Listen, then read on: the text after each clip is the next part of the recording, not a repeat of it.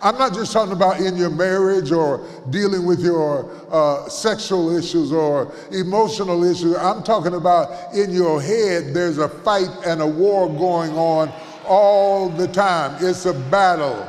Everything is a battle. Things that used to be easy have become difficult and become hard to deal with, and still you press your way. So T.D. Jakes just delivered one of his most psychologically sophisticated sermons addressing America's mental health crisis. He's diagnosing something clinical psychology confirms. Internal battles often manifest as self-destructive patterns. This isn't just preaching, it's therapeutic intervention wrapped in biblical narrative. Let's break this down. And they're asking you to pray for them, but you really need somebody to pray for you. But the prayer is so complicated that you can't even find anybody that's safe.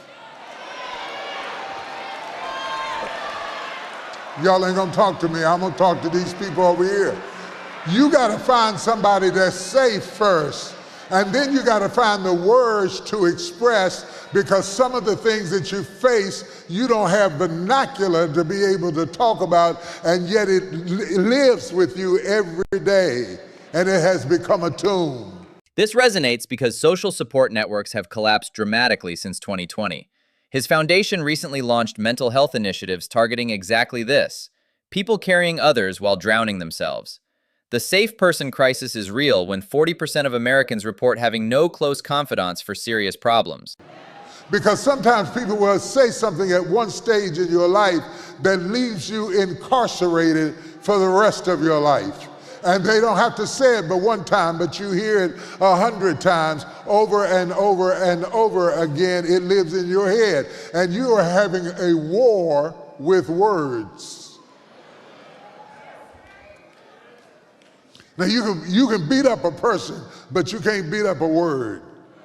And that word gets down in your spirit. And the Bible says that often they had to chain him. They had to chain him in a place that he didn't even need to be, but he was in the tomb. Neuroscience validates this completely. Traumatic words literally rewire neural pathways, creating persistent, intrusive thoughts.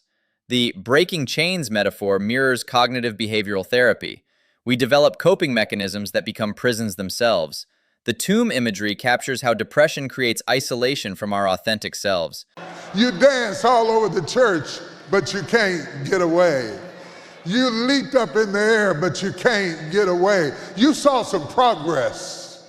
You made some inroads to where you were trying to go, but you can't really get away, and you can't really articulate the magnitude of what you're going through. This brother is being fought body, soul, and spirit. He's got a spiritual fight, he's got a fight in his soulish man, and he's got a fight in his body. His body has been chained with fetters. His soul has been disrupted to the point that he is cutting himself, which is a psychological trait of somebody who either hates themselves or the pain on the inside is so great that they cut themselves to anesthetize the pain that's going on the inside. Anytime you're hurting so bad on the inside that you cut yourself on the outside, you are a miserable person. The self-harm connection to internal pain is clinically documented. Physical pain releases endorphins that temporarily mask emotional trauma. Given his daughter's recent accident and family struggles, this message carries authentic weight. He's preaching from lived experience, not theoretical theology. You found a way to make it work in spite of it all. And in the midst of it all, people had the nerve to be jealous of you. Oh, I'm talking to somebody. I don't know who it is. People had the nerve to be jealous of you, and they had no idea what you were going through. Now, I wouldn't mind you being jealous if I was where you thought I was. But the thing that makes me mad is that you got the nerve to cop a tude with me, and I'm barely standing here. I'm barely standing up. I'm barely making it from Monday to Tuesday. I wake up in the morning on Wednesday and say, hallelujah. I don't even want to get out of bed, but I make it anyway. And then you rolling your eyes at me as if I came on a flowery bed of ease, which nothing came easy for me. This hits differently in our social media era where everyone's highlight reel masks their struggle. The economic pressures crushing working families create exactly this dynamic, barely surviving while others assume success. The performative aspect of modern life makes genuine connection nearly impossible. Things that you normally would enjoy have become mundane. Things that you normally could do to relieve yourself have become, you've lost interest in them. People who you used to enjoy being around, you just make yourself be around them because deep on the inside, you're not even there. You're not even really listening at them. You're not really enjoying what you used to do, whether it was golfing or playing basketball or going for a swim. You are going through the motions because outwardly you might be free, but inwardly you are in the tombs. Shh, don't tell anybody. Got to keep it to myself. Because there's a certain amount of pride and a certain amount of ego that I want to keep it to myself and I want to fight it by myself, even though I realize that I can't win by myself. Anhedonia is a clinical depression symptom he's describing perfectly, the inability to feel pleasure from previously enjoyable activities. His psychological accuracy here is remarkable. This focus makes sense as he transitions ministry leadership while addressing society's widespread emotional numbness. Half of the trouble that you've gone through are things you did to yourself.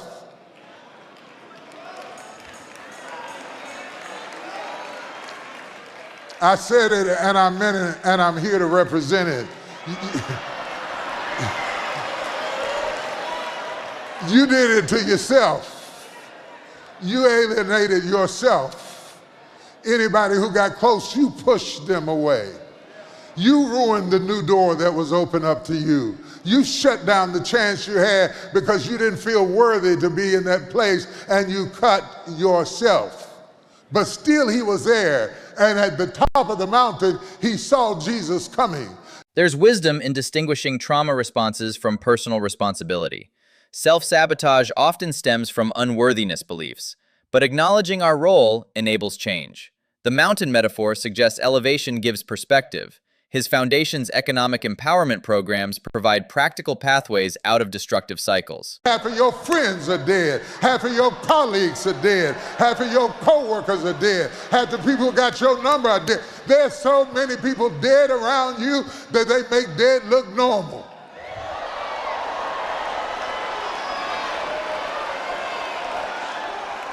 If you get enough dead people around you, they will make dead look normal. And he ran toward Jesus to worship him.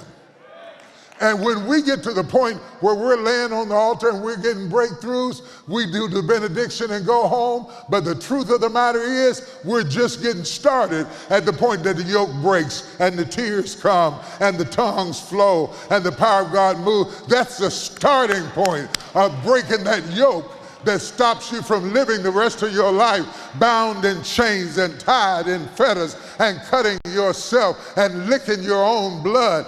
The dead people concept explains toxic environment normalization perfectly.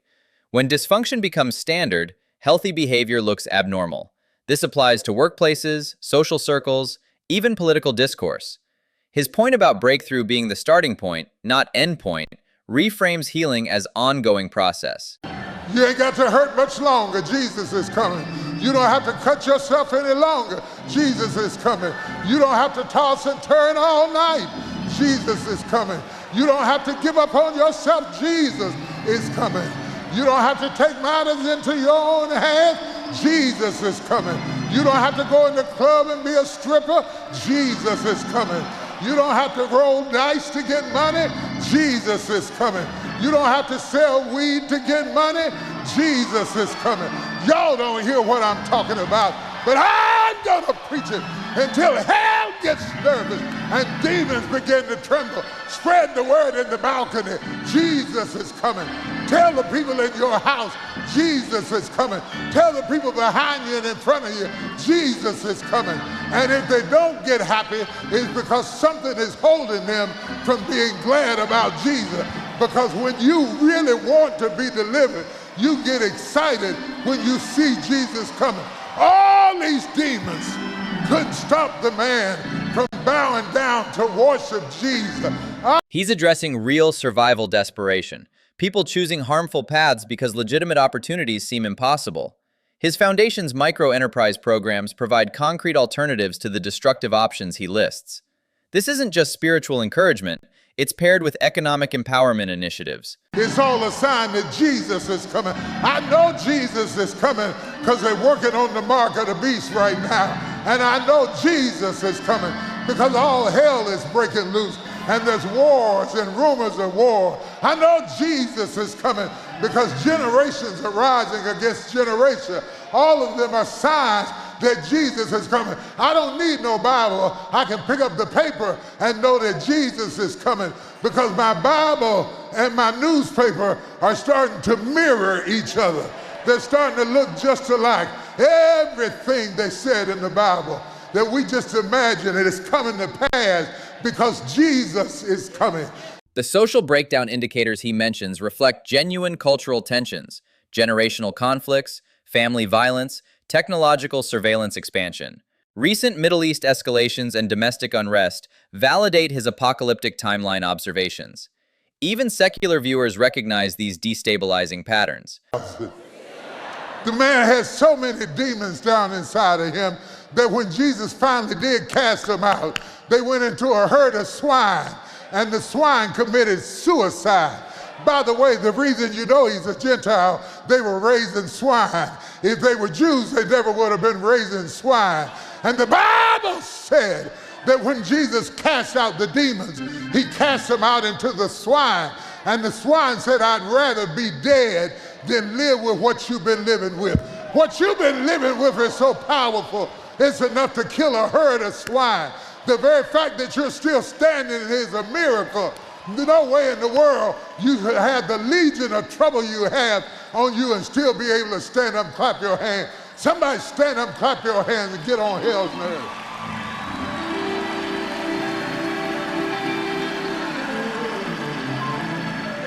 You got legions of trouble. You got legions of pain. You got legions of memories. You got legions that have been assigned and committed to your detriment and to your destruction, and still you're here tonight. The Legion reference, 6,000 demons, emphasizes overwhelming psychological burden.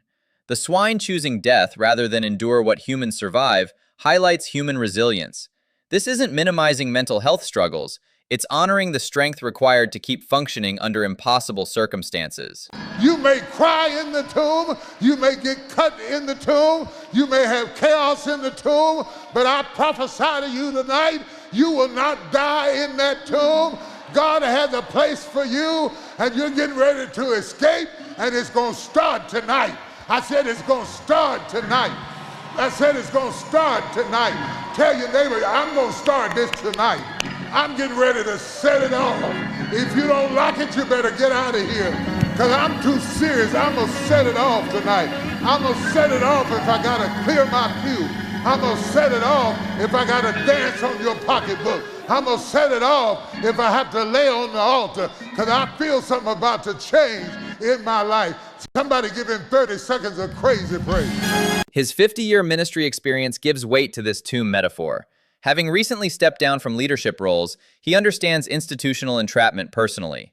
The Foundation's focus on economic development provides practical escape routes from cycles of poverty and dependence that trap people.